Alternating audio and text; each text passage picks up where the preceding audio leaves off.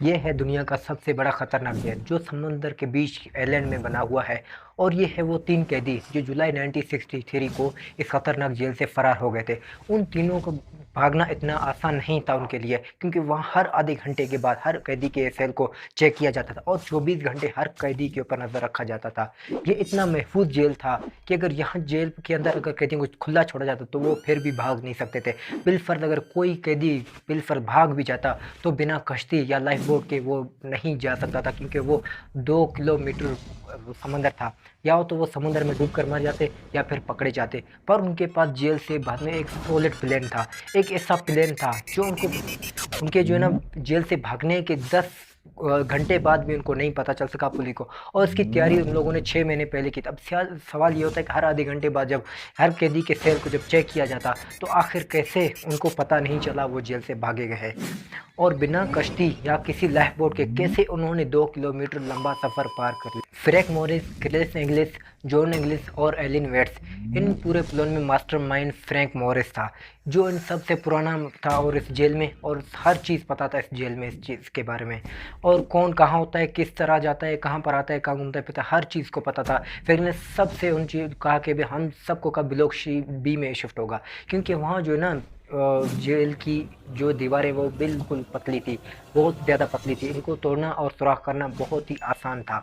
उन्होंने ऐसा ही किया, उन सब ने एक एक दरख्वास्त जमा की जेल इंतज़ामिया को कि उनको जेल के ब्लॉक बी में शिफ्ट किया जाए, क्योंकि उनके पहले ब्लॉक में मसले। कुछ दिनों के बाद उनकी दरख्वास्त पर अमल किया गया और ब्लॉक बी में इनको शिफ्ट किया गया। वो खुशकिस्मती से उनके साथ ही उसके ब्लॉक्स रखे गए थे। प्लान का पहला स्टेप तो बहुत ही आसानी से मुकम्मल, जो आगे करना था वो उनके लिए बिल्कुल भी आसान नहीं था। उनके अपने सेल क्योंकि अपने सुराख कराना था जिससे वो अपने सेल से बाहर निकल सके। जाहिर है कि जेल में हथौड़ी या ड्रिल मशीन तो नहीं मिल सकती, इसलिए उन्होंने किचन से चाकू चम्मच चुराए जिनसे दीवार में सुराख करने लगे। पर मसला ये था कि हर टाइम जो है ना पुलिस घूमती रहती थी उनके फ्लोर पर, बार बार झांक कर उनके सेल को चेक किया करते थे। अगर पुलिस को ज़रा सा भी शक हो जाता, ज़रा सा पुलिस को आवाज़ आती दीवार तोड़ने की, तो उनका प्लान पूरी तरह से ख़त्म हो सकता था। पर फ्रैंक को इस चीज़ का पहले से पता था और इसका भी प्लान था उसके पास। जेल में हर 2 दिन के बाद एक म्यूजिकल क्लास होती जिसमें सारे कैदी ग्राउंड में जमा होकर स्पीकर गाने चलाकर और गिटार बजाना सीखते थे। और पूरे जेल की पुलिस भी उनके साथ वहीं पर होती थी। इसी मौके का फ़ायदा उठाकर वो चारों अपने सेल्स में आते, अपने सेल्स की दीवारें को काटना शुरू करते। इस टाइम सारे पुलिस ऑफिसर नीचे ग्राउंड में होते और शोर की वजह से उनकी दीवार का काटने की आवाज़ किसी को नहीं आती थी। कई महीनों तक यही करते रहे वो अब तक काफ़ी हद तक वो दीवार भी काट ली थी। पर अगला मुश्किल ये था कि उनको रात के अंधेरे में भागना था और पूरी रात पुलिस ऑफिसर उनके फ्लोर के ऊपर घूम रहे होते थे और हर सेल को चेक करते रहते थे। अगर वो जेल से भाग भी सकते थे तो वो पुलिस उनको पता चल जाता और उनको पकड़ लेते।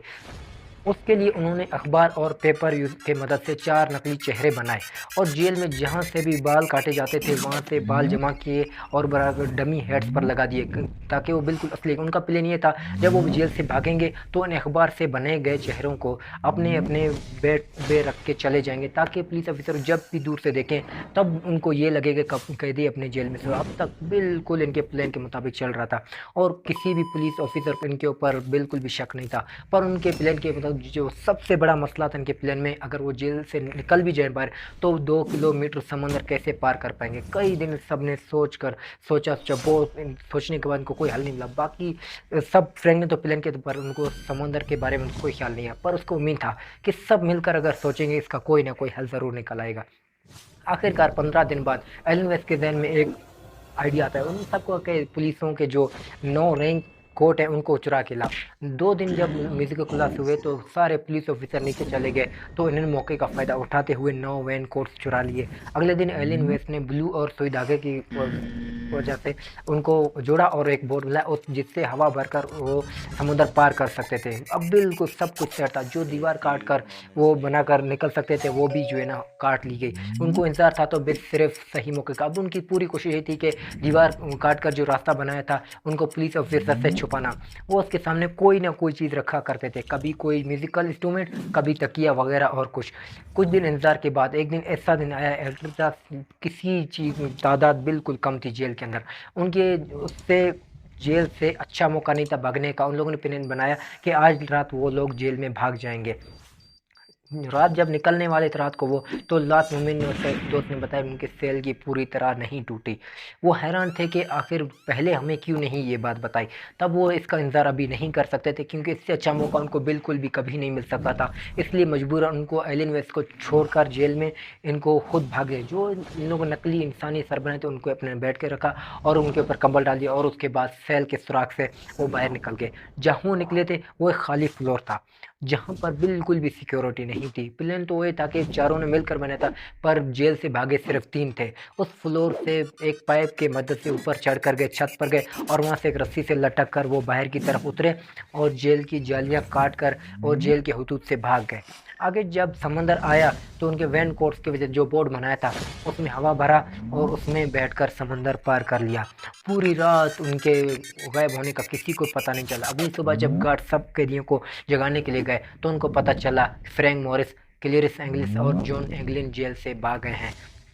पुलिस ने अमेरिका के सारे इंटेलिजेंस इदारों को इतला दिया। एफबीआई ने पूरा आइलैंड छान मारा और हेलीकॉप्टर के जरिए कई दिन तक समुद्र में ऑपरेशन किए, पर उनके बारे में कुछ भी पता नहीं चल सका। कुछ दिनों बाद एलन वेस्ट जो जेल में रह गया था उसने पुलिस के सामने कन्फेस किया और उनको सब कुछ बताया कि कैसे उन्होंने प्लान किया था और कैसे उन जेल से भागने का सोचा था, क्योंकि उसको पता था अगर वो ना भी बताता तो कुछ दिनों बाद पुलिस को खुद भी पता चल जाता था। इसलिए बेहतरी इसी में है कि वो खुद पुलिस को जाके बता दे, और एफबीआई को आज तक उनके बारे में कुछ भी पता नहीं चल सका। ये थी हमारी आज की स्टोरी। आई होप आप लोगों को पसंद आई होगी। मैं और आप मिलेंगे एक किसी नई वीडियो में, तब तक अपना बहुत सारा ख्याल रखें। अल्लाह हाफिज़।